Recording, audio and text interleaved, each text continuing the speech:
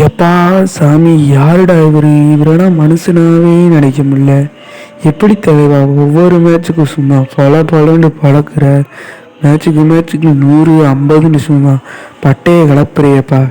நியூசிலாந்துக்கு அறிவிகளை சும்மா சொல்லக்கூடாது, சும்மா சூப்பராக பவுலிங் போட்டாங்க. ஆனால் தலைவி சும்மா பட்டையை கிளப்பிட்டாங்க. இன்னிங்ஸில் சும்மா தடவுன்னு தடவி கொண்டு போனாங்க நியூசிலாந்துக்கு அறிவிங்க.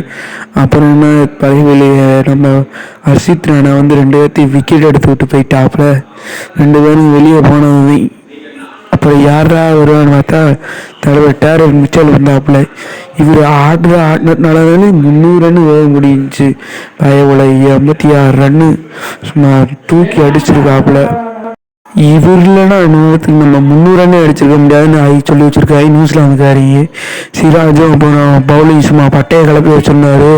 வழக்கமெல்லாம் ரோஹித் சர்மா வந்தாருப்பா, தூக்கி அடித்து 26 ரன்லேயே அவுட் ஆகிட்டாரு. அப்புறம் ஃபேன்ஸ் எல்லாம் சோகமாக இருந்தார். சுக்மன் கில் வந்தாப்ப நம்ம விராட் கோலி, என்னப்பா 300 ரன் சேஸா, சரிப்பா விடுப்பா நான் மாற்றுக்கிறேன்னு சொல்லிட்டு 50 போட்டாப்புல. 50 போட்டு ஒரு செஞ்சுரியை போடுவாப்புலன்னு வந்தாப்புல. 93 ரன்லேயே அவசரப்பட்டு அவுட் ஆகிட்டாப்புல. அப்புறம் என்ன சும்மா மேட்ச் சுவாரஸ்யமாக பட்டையை கிளப்புனாப்புல. 6 4 6 4ன்னு தலைவி தான் இன்னைக்கு சும்மா பட்டையை கிளப்பியிருக்காப்புல. யோ நீ கிரேட்டியா, இவரை நீ நிறுத்தவே முடியாதியா, இவருதாயா நீ ஓல்டியில் இவனை தூக்கி போட்டாயா இன்னைக்கு கப்பேவும் அப்படின்னு சொல்கிற அளவுக்கு அப்படி சும்மா பட்டையை கிளப்பி வச்சிருக்காப்புல. இவர் இல்லைன்னா நீ அவ்வளோதான். ஹர்ஷித் ராணாவும் சும்மா சொல்லக்கூடாது, நான் பவுலிங்கில் பட்டையை கிளப்பி வச்சுருந்தாப்புல. சும்மா இவர் பவுலிங் தாங்க நியூசிலாந்தவே கவர விட்டுச்சு.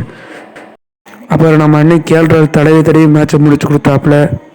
அந்த ஃபீல்டிங்கில் பட்டையை கலக்கிறவங்க ஃபுல்லாக ஃபீல்டையும் கவுத்து விட்டாங்க இந்த மேட்ச்சில்.